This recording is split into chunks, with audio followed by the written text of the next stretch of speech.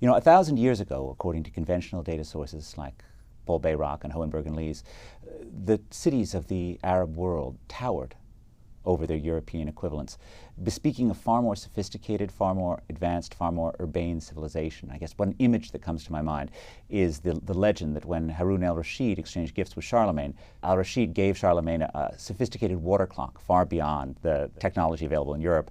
And of course, Charlemagne gave him some Frisian cloth, which may or may not have been useful to the Caliph. How did this occur? How did this amazing urbanized world appear? Hey, it's an interesting question. I think in some ways it was an extension of kind of a millennial-long tradition in the Middle East. If you look at the first cities, they were in the kind of Fertile Crescent. But I think it's definitely true that with the advent of Islam, you get a rapid increase in urbanization. I think that there is a consensus among historians and economic historians that this is what happened.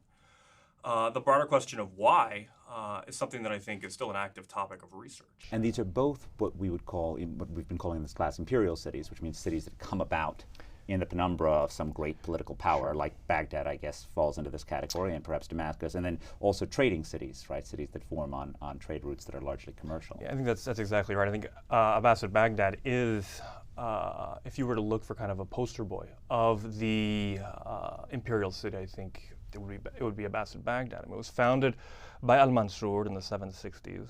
He brought in a bunch of architects. Tell us a little bit about Al-Mansur. So Al-Mansur was the second Abbasid Caliph, if I remember correctly.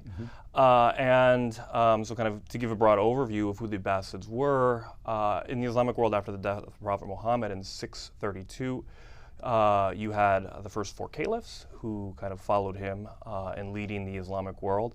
Then you had the Umayyads, which followed these first four caliphs. And then after the Umayyads in 750, you had the Abbasids. And the Umayyad capital was Damascus? It was Damascus, right. Yes. It was Damascus. And Al-Mansur seems to have moved, they were kind of already looking to move the capital for political reasons. Tell us a bit more about the intrigues. Yeah, I mean, in terms of what we know, so the Abbasids came to power in what was in essence a revolt against Umayyad rule. Now, why exactly that revolt happened and the exact kind of characteristics of that, I think, remain a topic of debate among scholars. But there were factions, as there are kind of in any state, and I think that the move to Baghdad was, in essence, Al-Mansur was trying to find an area where he would be relatively secure from revolts.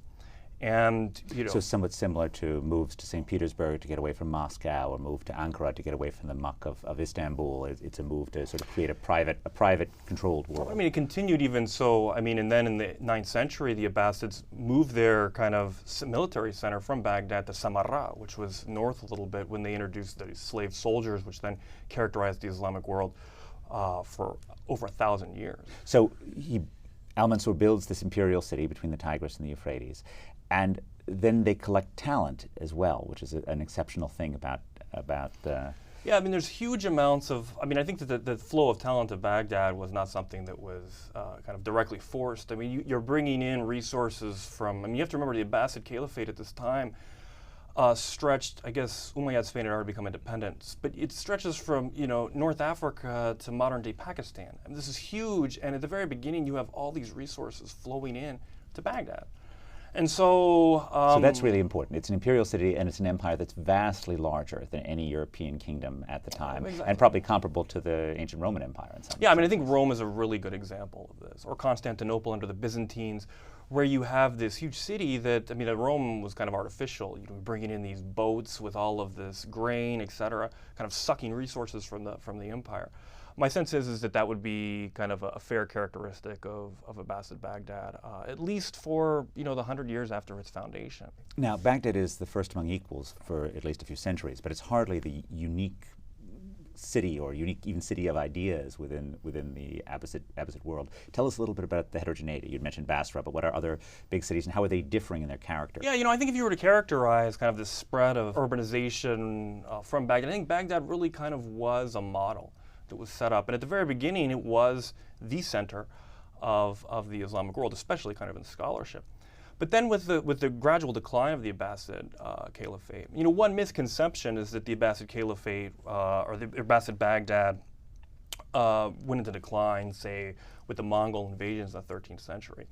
I think there's growing evidence that this came much earlier. So already by the 10th century, you have provinces becoming independent. So you have North Africa that becomes independent relatively soon. You have Egypt under the Tulunids. Then you have Syria and parts of the Eastern Islamic world. So that by the 945, when the Buyids, who were kind of this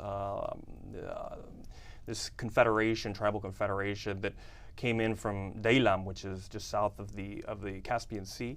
When they came into Baghdad in 945, the Abbasid caliphs lost all temporal power, and they just remained as kind of spiritual figureheads. So this process of independence from the Abbasid center was directly related to the emergence of these cities that then became mini Regional Bagdads capitals. in a lot of ways. So help us understand the differences between Damascus and Baghdad. I mean, my sense is that really the differences between them were mainly that Baghdad was centrally planned and that Damascus had been there for a lot longer. So, in Damascus, what you do is you convert what had already been there. So you had the Umayyad Mosque, it's built on, if I remember correctly, on top of a church. And so, yeah, I think that's right, because they initially prayed there together. And so you have that, you're building on a structure. And so if you go to Damascus today, and we live there, I mean, you're on Roman ruins, there's all this other stuff. Whereas in Baghdad, it was kind of tabula rasa. There had been some small settlements, but it was an imperial city. It was built from nothing.